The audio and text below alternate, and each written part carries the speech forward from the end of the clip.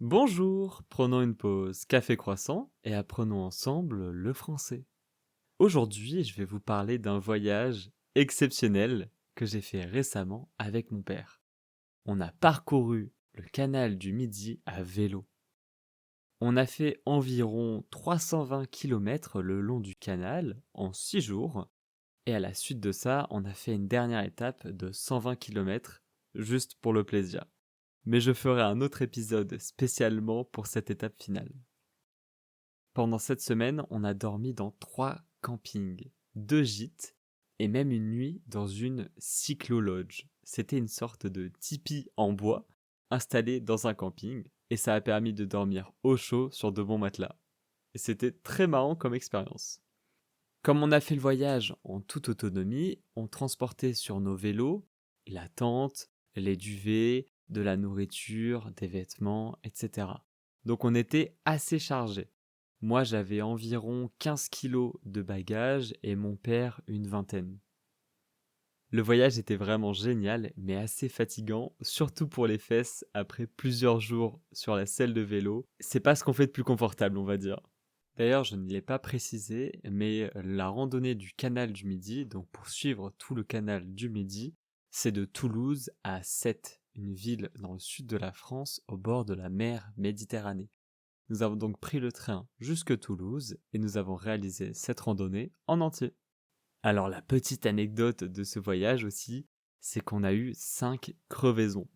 Mon vélo n'était pas très adapté, c'est un vélo de course, donc c'est pas vraiment fait pour les chemins et il faut savoir que le canal du Midi, eh bien, c'est principalement du chemin avec beaucoup de cailloux, des gravillons et aussi on traverse des forêts, donc il y a des racines d'arbres, des épines, etc.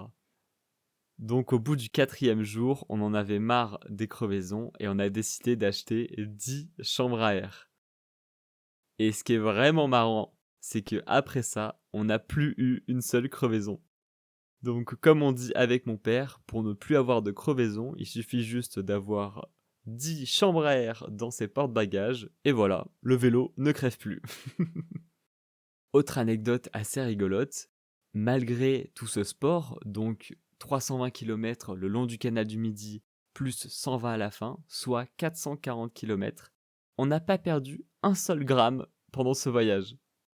Parce qu'en fait, tous les jours, on a fait des restaurants, et tous les jours, on a mangé des bonbons sur le vélo. On a super bien mangé, notamment des plats régionaux, et je pense à Carcassonne, où on a mangé un cassoulet exceptionnel. Le dernier jour aussi, on a fait un restaurant qui était l'un des meilleurs restaurants que j'ai pu faire de ma vie, où j'ai mangé une viande incroyable, et l'entrée aussi était super bonne.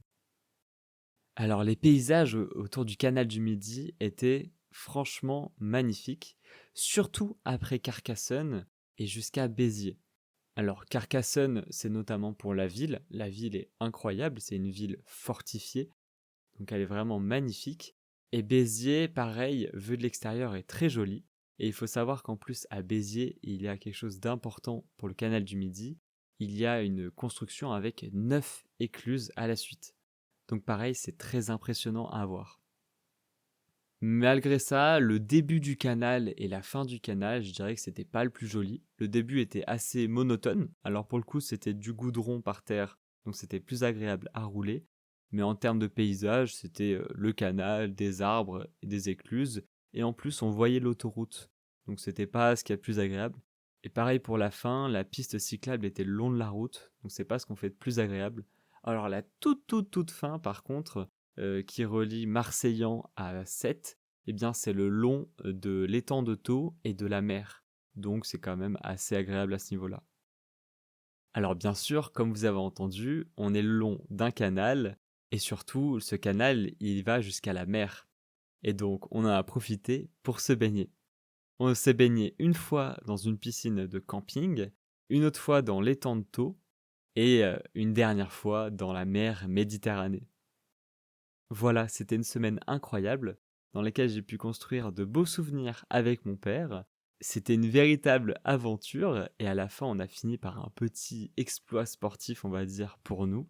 Donc c'était un vrai challenge d'avoir fait ça sans réelle préparation, en partant en autonomie, et cetera.